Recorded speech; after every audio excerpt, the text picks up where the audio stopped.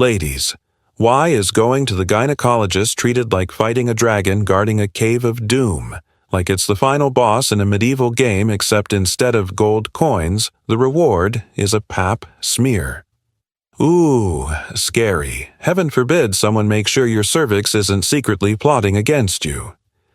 When should you see a gynecologist? 90% of women wait too long.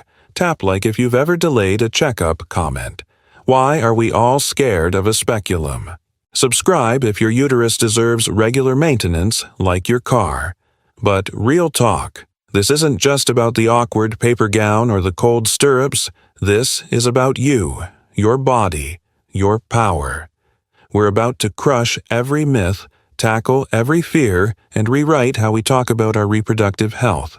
Let's go. Here's the truth, ladies, and to the brave guys who are listening too. You don't wait for your car engine to explode before getting an oil change. Right. But somehow, when it comes to our own bodies, especially reproductive health, we wait and wait and wait. 1 in 3. Women only go to the gynecologist when something hurts. Most conditions can be treated if caught early. Let's start with Sarah. She's 26. Works full-time, kinda hates PAP. Smears, kinda hates Mondays more. Every year she sees the email reminder. It's time for your annual checkup. She swipes left. Not today. 3 years pass. She starts having some odd spotting after sex. A little cramp here, a little fatigue there. But hey, she's busy. She drinks more coffee, pushes through, until one night she ends up in urgent care. The diagnosis: Stage 2 cervical cancer. Here's the kicker. If Sarah had gone for her pap smear 3 years ago, doctors likely would have caught it during the incubation phase, the early, silent, sneaky stage before symptoms even start. Dr. Melissa Tran, OB/GYN at UCLA, says cervical cancer can take 10 to 15 years to develop. If caught early, it's nearly 100% treatable.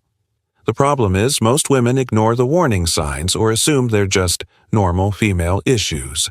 Most gynecological conditions, including cervical cancer, ovarian cysts, endometriosis, and pelvic inflammatory disease, start off quiet. There's no parade, no fireworks, just your body whispering instead of screaming. During this time, here's what might already be happening. Abnormal cervical cells from HPV begin multiplying. Ovarian cysts grow slowly, sometimes unnoticed, for years. Infections begin damaging the fallopian tubes. Endometrial tissue migrates outside the uterus, and yet no major pain. Maybe a weird cramp here, a heavier flow there, but nothing urgent. That's why this stage is dangerous. Vanessa Ng, a gynecology researcher at Johns Hopkins, explains. The incubation phase of most gynecological conditions is deceptive. There are no real red flags until damage is already being done. That's why preventive screenings like pap, smears, pelvic ultrasounds, and STI testing matter so much, Dr. Daniel Kim, ER physician, says. Many young women ignore or normalize their pain. But if your menstrual cycle changes drastically, if you're feeling sharp pelvic pain, or if your discharge smells weird, go see someone, don't tough it out. What happens when you ignore the signs? The progression of gynecological disease. Let's walk through a few common scenarios. 1. HPV infection, cervical dysplasia, cancer. Incubation, HPV enters cervix. No symptoms. Early phase abnormal cells begin forming, still no pain. Progression, without pap smears, this can develop into cancer in 5 to 10 years. 2. Bacterial vaginosis or untreated STIs. PID, incubation, mild discharge changes, slight odor. Early symptoms, pelvic heaviness, pain during sex spotting. Progression can cause permanent infertility by scarring the fallopian tubes. 3. Endometriosis, incubation, cramping that's worse than normal but manageable. Progression, endometrial tissue spreads outside the uterus. Outcome: severe pain, bowel, See bladder problems, potential surgery. Infertility. You can't feel it yet, but it's happening. And that's why a just-in-case visit is life-changing. All right, let's be real for a second. You wouldn't skip brushing your teeth for a year and say, they don't hurt yet. So why are so many of us skipping gynecology checkups until our uterus starts sending us smoke signals? Think of it like skincare. You exfoliate regularly to prevent breakouts, not just treat them. Same with reproductive health. We check it before there's a crisis. Stephanie Green, OB/GYN at Northwestern University, says, women's reproductive health isn't just about fertility or pregnancy. Regular visits can catch early signs of cancer infection and hormonal imbalances long before symptoms show. Taylor, the 22-year-old who thought she was too young to worry. Taylor was in grad school, super smart into fitness. Had never been sexually active. She ignored her mom's constant nagging to go see a gynecologist. At 23, she started having heavier periods. She blamed it on stress, then fatigue, then pain. Finally, she went in for a pelvic exam. The result, polycystic ovary syndrome, PCOS, a hormonal disorder that, if left untreated, can lead to infertility, weight gain, and even type 2 diabetes. But guess what? Because she caught it early, she was able to manage it with lifestyle changes and medication. I thought gynecology was for moms or married women. But my doctor said, your ovaries don't care if you're dating or not. They're doing their thing regardless. A lot of people avoid the gyno because 1. I'm scared it'll hurt. It's quick, like a weird sneeze in your pants. 2. I don't have symptoms. That's literally why you go. Prevention is sexy. 3. I'm not sexually active. Your hormones, uterus, and ovaries still matter. 4. I'm embarrassed. Gyno offices have seen everything, and they're professionals. 5. It's too expensive. Planned Parenthood and local clinics often offer free or low-cost visits. Dr. Celeste Hartman, gynecologist at Columbia Medical Center. The number of women who delay care because of fear or shame breaks my heart. A 5-minute checkup can save you years of pain or your life. Dr. Henry Bloom, reproductive oncologist at Stanford Early Detection, is the cheapest, kindest, most effective way to take care of women's health. Waiting for symptoms is like waiting to fix your car when the engine light explodes. Dr. Malia Cheng, women's health advocate. We have to normalize gynecology as self-care, not crisis care. Dr. Anika Sharma, pediatric gynecologist. Even teens should know what normal feels like. That's why early visits are about education as much as exams. Story, Lisa was 33, corporate job. No kids, regular runner. She missed her annuals for 4 years because she felt fine. Until she had blood in her urine one day, it turned out to be advanced endometrial cancer. The doctors said, we could have caught this 2 to 3 years ago with a simple checkup. Lisa started a blog titled Wish I Went Sooner.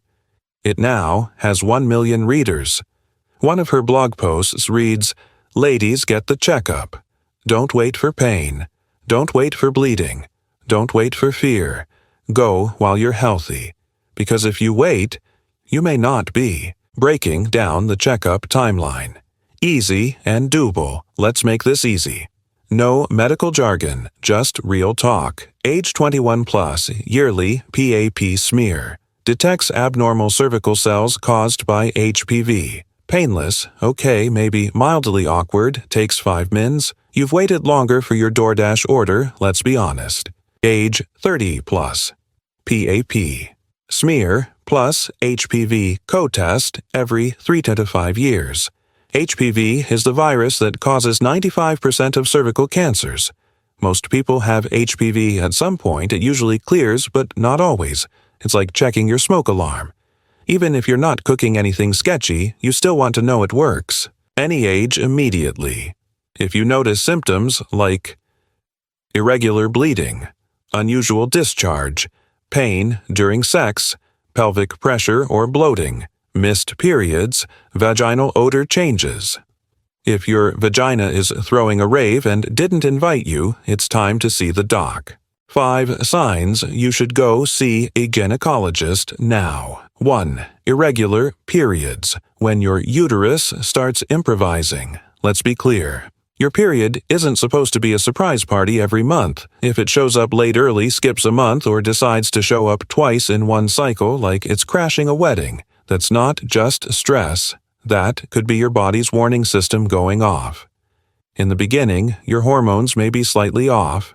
You might dismiss a late period or spotting as stress-related.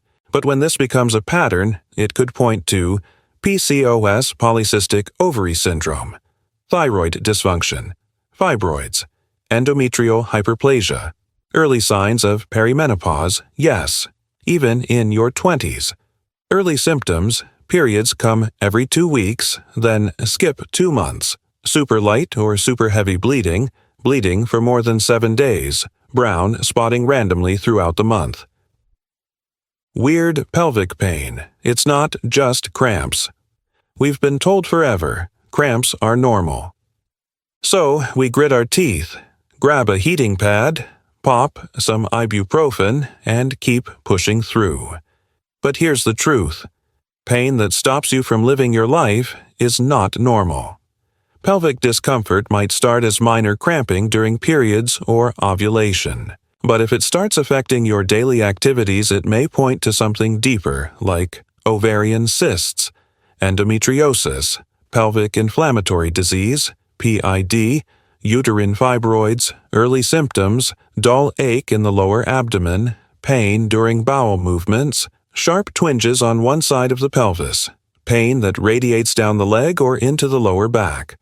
Unusual discharge. If it looks like alien goo, it's not normal. Yes, discharge is normal. In fact, it's your vagina's natural self-cleaning feature, but when it starts changing colors, textures, or smells like a seafood market on a hot day, infections can start brewing quietly, especially bacterial vaginosis, yeast infections, chlamydia or gonorrhea, trichomoniasis. You may not even feel anything until it's more advanced.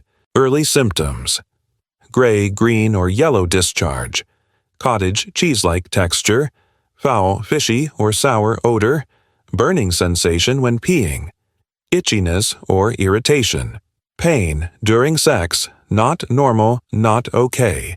If you wince, flinch, or feel like you're being set on fire during sex, it's time to talk to someone. Discomfort during intercourse may begin subtly and escalate. This could be due to endometriosis, vaginal dryness even in young women, uterine fibroids, pelvic floor dysfunction, STIs or infections, early symptoms, sharp pain during deep penetration, burning sensation afterward, spotting after sex, a tight or blocked sensation. You haven't been to a gynecologist in years. Or ever, let's be honest. If your last gyne appointment was during the Obama presidency, this is your sign. Your body doesn't pause just because you're not going to the doctor. Silent conditions like HPV, endometrial abnormalities, fibroids. Ovarian cysts can develop over time without any symptoms. Subtle clues you might miss: changes in mood or energy, hair growth or acne, heavier periods, lower back pressure. You walk in, check in, and probably fill out a form asking when your last period was. The receptionist might offer you water. No one stares, no one whispers. It's just a doctor's office. Not a haunted house, not an interrogation room, not a runway. Nurse enters with a smile. Hey there, we're gonna start by checking your blood pressure and weight. Sound good, you nod. You feel the nerves, but it's already begun. 1. General health check. Just like any regular checkup. They check your blood pressure, take your weight and height, ask if you're taking any medications, ask if you're sexually active. No, they don't judge you seriously. Why it matters. Your general health can affect your menstrual cycle hormones and fertility. High blood pressure, for instance, can mess with birth control options. Dr. Sam Harper, MD, women's health expert at Emory University. Gynecological health isn't separate from the rest of your body. It's part of your whole health puzzle. We're not just checking your cervix. We're caring for you. 2 breast exam. Yep, still part of the visit, especially after age 21. The provider will gently press around your breast tissue checking for lumps or anything unusual. What they're looking for: lumps or masses, skin changes, discharge from nipples, tenderness or swelling. Why it matters. Breast cancer doesn't only happen to people over 40. Rare cases happen in women in their 20s too, especially those with a family history. 3. Pelvic exam. This is the part everyone worries about. Here's what really happens. You'll change into a gown. Lie back. Feet go in stirrups. Yep, those metal things. You cover up with a sheet. The doctor sits down, explains everything. They gently insert a speculum, a small plastic or metal device that holds the vaginal walls open so they can see the cervix. It's not painful, it's just awkward, like trying to sit on a cold folding chair backwards in your underwear. The whole thing about 60 seconds. 4. PAP smear if you're 21 plus. The doctor uses a small brush or spatula to gently scrape a few cells from your cervix. What it's for: detects abnormal or precancerous cells, can catch cervical cancer long before it's dangerous. Often paired with an HPV test, especially if you're 30 plus.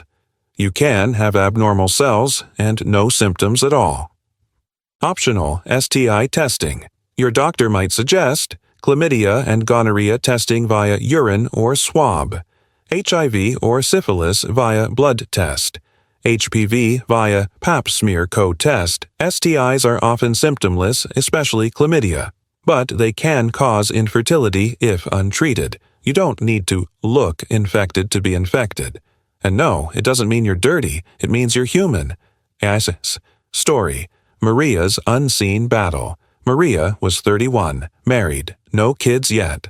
Her cycles were always a little off, but nothing major. One day she fainted at work from abdominal pain.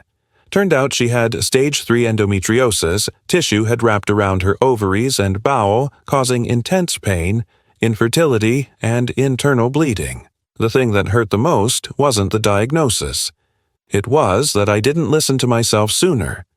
Her doctor told her the signs had likely been there for years. If she'd seen a gynecologist in her 20s, they could have caught it when it was still mild and treatable with hormone therapy. Now she tells every woman she meets, "You deserve to know what's happening in your own body." Honestly, not bad. I was shaking before I went in, but it took less than 15 minutes. I walked out wondering why I waited. 4 years, it was fast. I felt seen. The doctor explained everything to me. She didn't rush. She asked how I felt every step of the way. I was nervous, but the doctor was so kind. They let me choose a female doctor. They told me I could stop at any point. I didn't even feel judged. Wish I went sooner. Turns out I had a small fibroid that was causing all my heavy periods. They caught it early. I feel like I finally got my power back. It's okay to be afraid. It's not okay to let fear keep you from being healthy. Drop your first gyne visit story in the comments. Inspire someone who's still scared to go. Why women delay. Here's what really holds us back and how to shut that voice up. Let's be honest. We've all had that inner voice that whispers, "You're fine. It's probably nothing. Just wait till next month." You don't want to go through that awkward exam, do you? But sometimes that voice becomes the biggest risk to your health. Common fears. Fear number 1. It's gonna hurt truth. It might feel weird, but it's not supposed to hurt. If it does, tell your doctor. Fear number 2. I'm embarrassed truth. They've seen it all. Seriously, hairy bald, shaved glittery underwear, forgotten tampons, period. Leaks everything. Fear. Figure 3. What if something's wrong? Truth, finding out now. Fixing it before it gets worse. Dr. Lena Chu, Gynecology Oncologist. Most things we catch are small, treatable, and reversible. What we can't treat is what we don't find. Fear, number 4. It's too expensive. Let's start with the obvious. Healthcare isn't cheap in the USA. Pap smear without insurance can cost anywhere from $90 to $250. And if you add STI testing or blood work, it adds up. But here's the thing. Free and low-cost gynecology services exist. You just need to know where to look. Planned Parenthood, Title X clinics, local public health departments, community health centers, campus health clinics for students. Sliding scale clinics, expert advice, Dr. Carla Huang, OB-GYN. Never let cost be the reason you delay. If you're in the U.S., there's funding for women's health, even if you're uninsured or undocumented. Fear, 5. I'm scared of male doctors. You're not alone. For many women, especially survivors of trauma, this is a huge barrier. The idea of a male doctor looking down there can cause major stress panic or even shut down completely. But here's what you need to know. You can always request a female doctor. You can bring a support person with you. You can pause the exam anytime. You're allowed to say no to anything. Healthcare is a partnership, not a performance.